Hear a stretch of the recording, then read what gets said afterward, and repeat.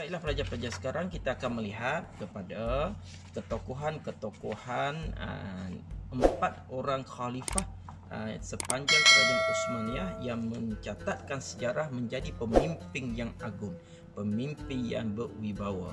Iaitu yang pertama iaitu Uthman bin Ottogol, di mana nama penuh beliau ialah Uthman bin Ottogol. Tarikh lahirnya pada 1258 bersamaan dengan 656 Hijriah. Tarikh mangkat ataupun meninggal iaitu pada 1326 bersamaan dengan 726 Hijrah. Tempoh pemerintahan selama 27 tahun. Jawatan beliau ialah pemerintah pertama kerajaan Uthmaniyah. Sumbangan beliau di dalam tamadun kerajaan Uthmaniyah ialah menyatukan wilayah Anatolia selepas ditinggalkan oleh Byzantine. Yang kedua, mengisytiharkan kemerdekaan Anatolia daripada kerajaan Saljuk. Yang ketiga, mengasaskan kerajaan Uthmaniyah.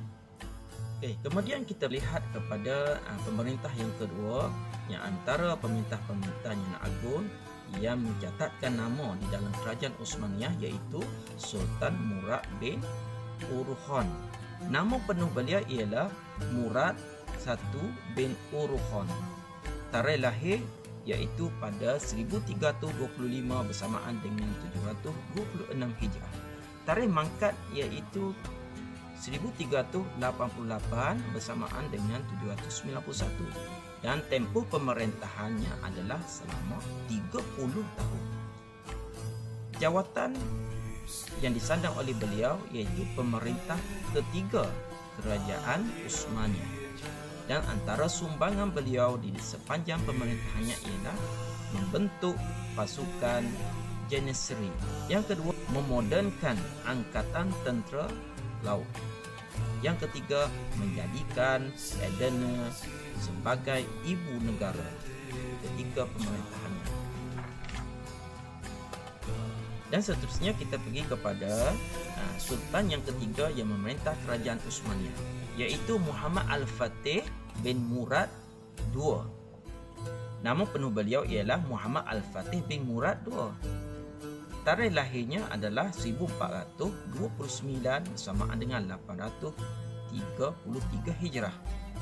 Dan beliau meninggal pada 1481 Masihi bersamaan dengan 886 Hijrah. Tempoh pemerintahan beliau lebih lama daripada dua sultan sebelum ini, iaitu selama 31 tahun. Jawatan yang disandang oleh Sultan Muhammad Al-Fatih iaitu pemerintah ketujuh kerajaan Uthmaniyah.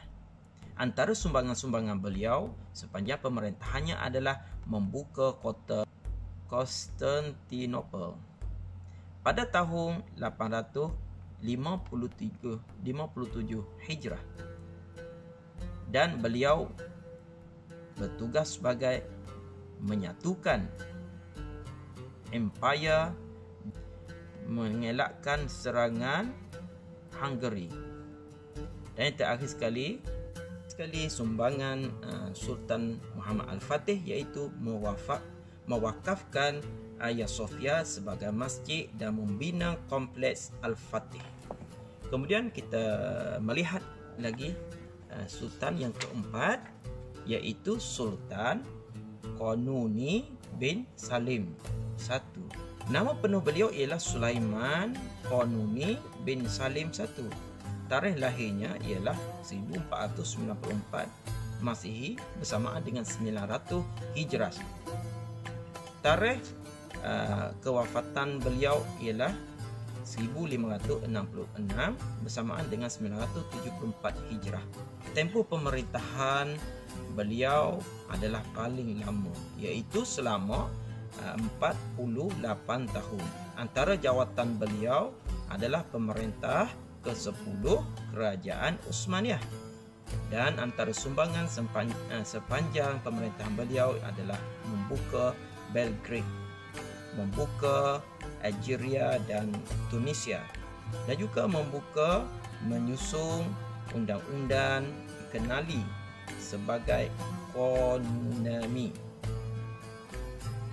mengadakan hubungan diplomatik dengan Perancis yang merupakan sebuah kuasa besar. Itulah antara sumbangan-sumbangan yang diberikan oleh Sultan Konuni bin Salim sepanjang pemerintahannya, dan menjadi pemerintah yang paling lama, iaitu 48 tahun. Baiklah pelajar-pelajar semua, boleh buka muka surat 172, iaitu faktor kegemilangan kerajaan Utsmaniyah.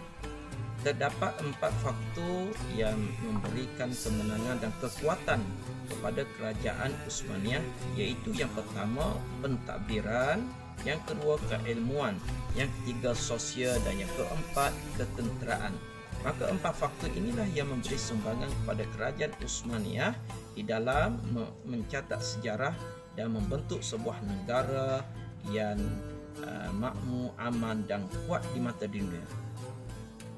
Okey, baiklah, yang pertama kita melihat kepada pentadbiran, di mana pentadbiran pemerintah berperanan dengan berkesan sebagai ketua tentera, ketua agama dan hakim tertinggi. Yang kedua, pemerintah menyelaraskan pemerintahan dan keagamaan dibantu oleh pegawai pentadbiran. Dan yang ketiga, penguasaan laluan di antara benua Eropah dengan benua Asia apabila mengawasi selat Dardanelles dan selat Bosporus. Baiklah, yang kedua iaitu dari sudut keilmuan, di mana sepanjang kerajaan Utsmaniyah, pemerintahan kerajaan Utsmaniyah, mereka menjadikan masjid sebagai pusat perkembangan ilmu sehingga mencapai kedudukan yang tinggi di dalam bidang ilmu pengetahuan, pembangunan, falsafah, kesenian, seni bina dan teknologi. Manakala taraf dan institusi masjid seperti Masjid Kasbah Algeria untuk merancangkan aktiviti keagamaan. Dan yang ketiga, kita melihat kegemilangan kerajaan Utsmaniyah dari sudut sosial, di mana kerajaan Utsmaniyah penjagaan kebajikan rakyat, menerusi bantuan kepada golongan yang memerlukan, mewujudkan suasana harmoni dalam masyarakat, sistem wakaf sistematik meliputi aspek keperluan asas pendidikan dan kesihatan. Manakala yang keempat, kita melihat dari sudut ketenteraan yang memberikan impak yang baik kepada perkembangan dan dalam pembangunan kerajaan Utsmaniyah. Antara perkara-perkara yang dilaksanakan oleh pemerintah pada ketika itu iaitu memberikan semangat jihad yang tinggi dalam kalangan tentera demi mempertahankan agama dan negara, menjaga kebajikan tentera dengan menyelaras sistem kenaikan pangkat, imbuhan dan kelengkapan senjata, menjadikan kerajaan Utsmaniyah sebuah negara yang kuat dan cermelang di dalam pembangunan dan perkembangan serta tamadunnya. Baiklah pelajar-pelajar semua, akhir sekali marilah kita buka muka surat 173 pada tajuk faktor kemerosotan kerajaan Utsmaniyah. Yang pertama, antara faktor-faktor yang menyebabkan kerajaan Utsmaniyah merosot iaitu teknologi ketenteraan yang ketinggalan berbanding dengan kuasa barat sehingga kalah di dalam peperangan. Yang kedua, kemerosotan ekonomi dan hutan negara yang tinggi. Dan kerajaan Utsmaniyah mengadakan pinjaman-pinjaman dengan Bank Dunia sehingga akhirnya kerajaan Utsmaniyah berhutang dan perlu membayar dengan kadar yang tinggi, dan akhirnya negara itu muflis. Yang ketiga, gerakan yang menuntut kemerdekaan daripada wilayah-wilayah menyebabkan negara tidak stabil. Dan ada beberapa wilayah-wilayah di kalangan ataupun di kawasan-kawasan yang pernah ditaluki oleh Kerajaan Osmaniyah memohon dan meminta untuk diberikan kemerdekaan. Jadi atas faktor ini menyebabkan Kerajaan Osmaniyah sudah goyang dan menyebabkan kejatuhan Kerajaan Osmaniyah. Yang keempat, kelemahan sistem pendidikan menyebabkan kekurangan tenaga mahir untuk membangunkan negara. Apabila Kerajaan Osmaniyah cenderung kepada perkara-perkara yang tidak sepatutnya diberikan perhatian, akhirnya sistem pendidikan ketinggalan dan menyebabkan kekurangan tenaga mahir dalam pembangunan negara. Dan yang akhir sekali, persaingan politik dalaman istana dan perbuatan dalam kalangan putera-putera raja untuk mendapatkan kuasa, di mana berlakunya penggolakan di kalangan istana yang mana perebutan kuasa untuk menjadi pemerintah ataupun sultan menyebabkan kemerosotan Kerajaan Osmaniyah. Baiklah pelajar-pelajar semua, sekarang kita melihat sebagai mengakhiri tajuk Kerajaan Osmaniyah. Kita melihat iktibar daripada pemerintahan Kerajaan Osmaniyah yang boleh kita jadikan contoh kepada kita untuk kita membangunkan negara kita, untuk kita membangunkan institusi dan persatuan ataupun sekolah kita ataupun kelas kita sendiri untuk menjadikan sebuah institusi yang maju dan makmur dan berdaya saing. Iaitu kita boleh ambil pengajarannya ialah yang pertama, kita hendaklah memilih pemimpin yang berwibawa supaya urusan pentadbiran berjalan dengan lancar. Baiklah pelajar-pelajar, dalam kita mewujudkan satu persatuan ke kelas, ke negara, ke kampung, taman, kita perlu memilih satu ketua yang berwibawa, yang boleh menjadikan persatuan ataupun jemaah kita menjadi satu jemaah yang kuat. Dan sebab itu kecerdikan, kebijaksanaan pemimpin amat penting dalam membangunkan sesebuah institusi. Yang kedua, kita hendaklah sentiasa memperbanyakkan penerokaan ilmu agar memupuk bersaing, agar mampu bersaing di peringkat antara bangsa. Baiklah pelajar-pelajar, ilmu itu amat penting.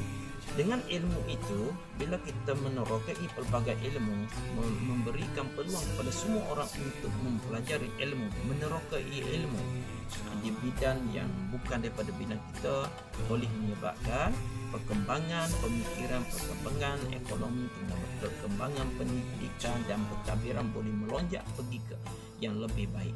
Nah, dengan ilmu, dengan pengetahuan, kita boleh membina dan mewujudkan satu tamadun yang kuat. Dan yang ketiga, kita hendaklah sentiasa menghayati semangat cintakan akan negara agar rakyat berkorban mempertahankan daripada serangan musuh. Okey, baiklah pelajar-pelajar, kita harus menjadi sebagai pemimpin, kita perlu mewujudkan semangat kepada rakyat kita untuk mempertahankan negara kita. Kerana dengan semangat itulah rakyat akan sanggup berkorban mempertahankan negara daripada serangan-serangan musuh. Sebab itu, perpaduan hubungan antara rakyat dengan kerajaan amat penting di dalam mewujudkan sebuah negara yang harmoni dan kuat di mata dunia. Dan yang keempat, kita hendaklah sentiasa berpegang pada ajaran Islam supaya apa? Hidup diberkati oleh Allah SWT. Ingat tuan-tuan, adik-adik semua pelajar, kita sebagai seorang Islam hendaklah berpegang dengan tali Allah, berpegang dengan agama Allah. Agar apa? Yang memberikan kemampuan kita, yang memberikan kemenangan kita, yang memberikan kekuatan kita adalah Allah SWT. Maka sama-samalah kita menjadi rakyat yang bertakwa, pemimpin yang bertakwa untuk menjadikan sebuah negara yang kuat ataupun satu-satu institusi yang digerungi, yang dihormati, disanjungi di atas kewibawaan pemimpin dan rakyat yang setia. Dan yang kelima, kita hendaklah menolak campur tangan asing untuk menjaga kedaulatan negara. Ini perlu berhati-hati adik-adik dan pelajar-pelajar semua, iaitu kita hendaklah sentiasa menjaga negara kita, terutamanya adalah campur tangan asing yang masuk ke negara kita untuk mengatur ataupun merosakkan pentadbiran, memecah belahkan kita, mengadu domba dan melaga-lagakan rakyat agar kerajaan ini tidak kuat. Maka inilah antara faktor-faktor yang menyebabkan kerajaan Uthmaniyah tersungkur dan akhirnya kerajaan ini dibubarkan dan pemerintahnya pun diambil oleh kuasa-kuasa asing, dan sejak daripada itu kerajaan Uthmaniyah tidak ada lagi seperti mana yang berlaku